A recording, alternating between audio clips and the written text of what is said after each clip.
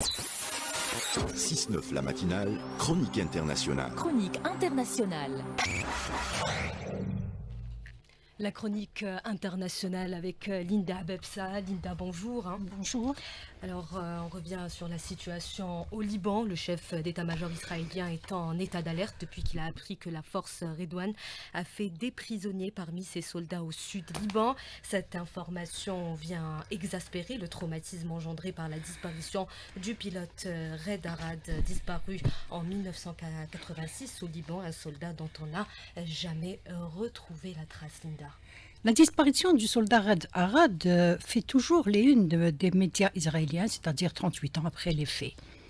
Alors, l'histoire commence le 16 octobre 86 quand Ron Arad, le copilote de l'armée de l'air israélienne, est pris et fait prisonnier après que son avion de chasse, un F-4 Phantom, tombe au-dessus du sud Liban. Arad et le pilote vont s'éjecter grâce à leur parachute. À ce moment-là, ils sont encore sains et saufs, mais leur opération de sauvetage échoue.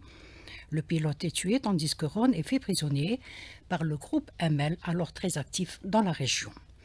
En 87, la famille d'Arad reçoit plusieurs lettres et une photo de lui en détention qui confirme qu'il était à cette date encore bien vivant. À ce moment-là, il est détenu par le chef de la sécurité du mouvement Amel. D'alors, il s'appelait Mustafa Derani. Ce Mustafa Derani va ensuite rompre avec Amel et créer un nouveau groupe appelé la Résistance des Croyants. En 89, il va déclarer qu'il avait remis le prisonnier Ron Arad aux gardiens de la révolution iranienne en échange d'une grande somme d'argent. À ce jour, le sort de Ron Arad est un véritable mystère. C'est même devenu un trauma qui a fait naître un syndrome du disparu que les Israéliens traînent encore aujourd'hui. Toutes les pistes sont brouillées et les services israéliens ont toutes les peines du monde à recouper les multiples versions venues du Liban.